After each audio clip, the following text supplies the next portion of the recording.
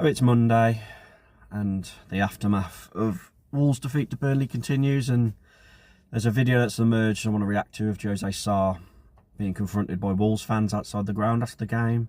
There's an ex-Crystal Palace stakeholder that allegedly wants to buy Wolves, but Fosun is to turn him down. Strand Larsen has tweeted and done an interview talking about what happened in his own performances. João Gomez has done a tweet. I want to reflect on something I said as well and apologise a bit and justify what I mean.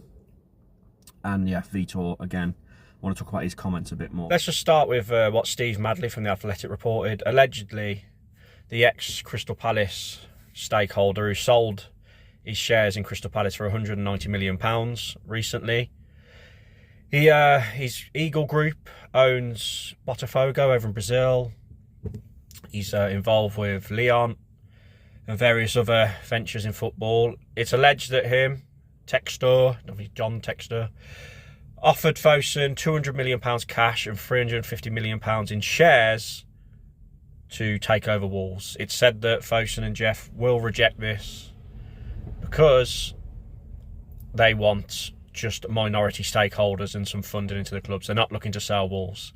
Looking into his background, some fans are saying be careful what you wish for with this guy.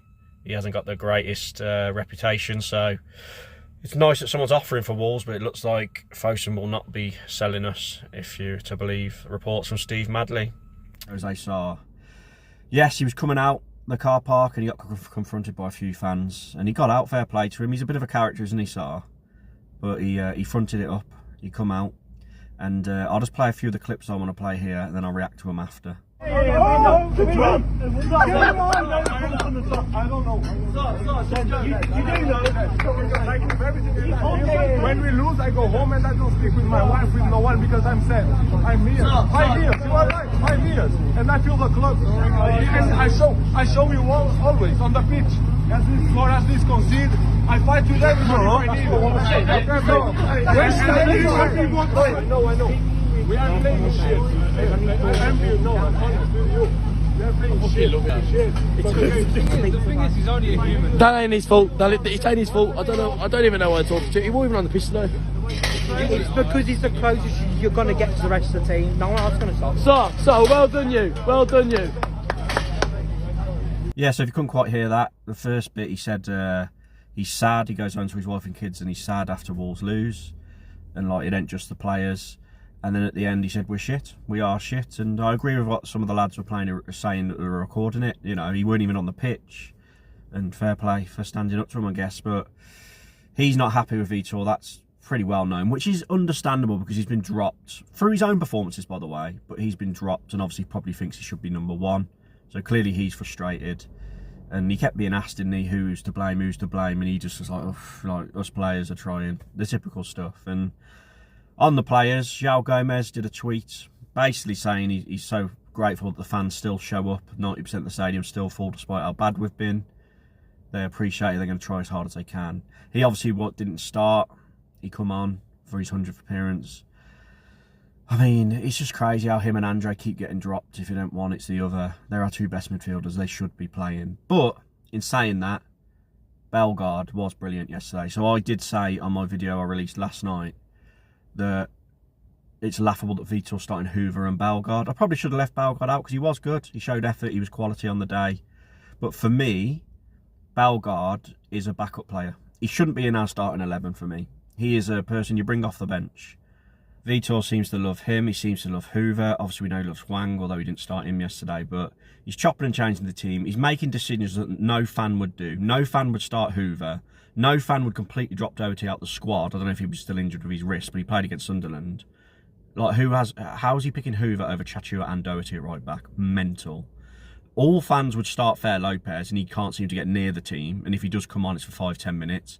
More fans would give Tolu more of a chance. He only gets 5-10 minutes towards the end of games. It's baffling. It really is. Andre, when he come off, he just went straight down the tunnel. He's clearly not happy. I think those rumours are true about him not being happy at all. But yeah, just want to justify that a bit. But yeah, Strand Larsen, he put out a tweet. You know, again, he said it before, but the players need to look at themselves in the mirror. He gets the frustrations of the fans. Says his injury's been a reason why he hasn't been that good, and he's taking full responsibility and blah de blah de blah. He did an interview. I'll just play a few clips of what he said, similar to his tweet, but I'll play them anyway. Yeah, we know you're playing through this Achilles injury at the moment as well. Obviously, emotions were running very high at the end. You went over to the fans, as did several of the other players and the manager as well. Just talk us through what happened in that moment. It seemed like there were some exchanges of opinions. Yeah, it's not nice. Obviously, we don't want that, but at the same time, it's what you need. I think sometimes let the frustration out. Obviously, I'm not going to sit here and say that I want people to believe in us right now, because we don't deserve that, but we just need to believe in ourselves. And what I did there was just trying to listen a little bit. And obviously, it's not a nice moment, but we can understand the frustration, and we're just trying to give everything. And today we are, I think, in my opinion, really unlucky after coming back. But at the end, 0 points against a team we can't lose against. So we really understand the disappointment. But inside the group, we're trying to create something really good. And we went over there to listen, and we will just try to be positive in the group and try to win the next games. That's the only thing we can do. So, fair play for fronting up to Larson. He was our captain yesterday, wasn't he? Because hilariously, our leadership group, which is Sarr, Totti, João Gomez and Doherty, none of them were even in the starting 11 because Vitor's messed around with the team that much and their performances they haven't been in. So that's laughable in itself. So Strand Larson was captain, kept waving his arms around. He got his goal, but he needs to have a look at himself. Like, a lot of people were calling for Tolu, and I agree. So, yeah, it's absolutely ridiculous. And last but not least, Vitor Pereira. I won't play any of his interviews, but we've seen the quotes. He said that the players are putting in effort. The fans should be happy that the players are putting in effort. Vitor, I'm not being funny, but an average wage for these players, they earn in a week what most of the fans in the stands earn in 2 years. So the bare minimum should be effort and wanting to win. So I'm not giving them props for that. They're just not good enough. And yes, I've said it 1,000 times, it's Jeff Shee and Fosun's fault with the sell to buy model.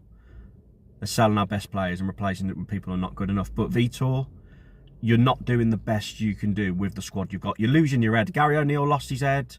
Bruno Lage lost his head. They all lose their head and start doing weird decisions.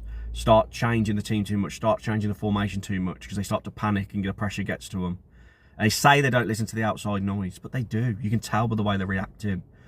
We need Vitor just to stick to something. And I just don't know what the answers are, but he needs to go now. You can't do what he did yesterday and square up to the South Bank.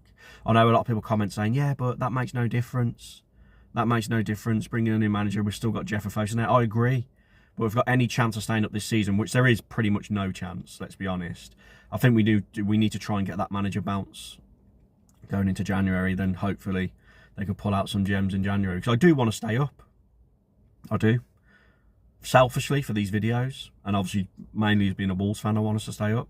But the Championship would be crap. And we might stay down there for years and years and years. We're not guaranteed to just bounce back up. So, yeah, the aftermath has been crazy.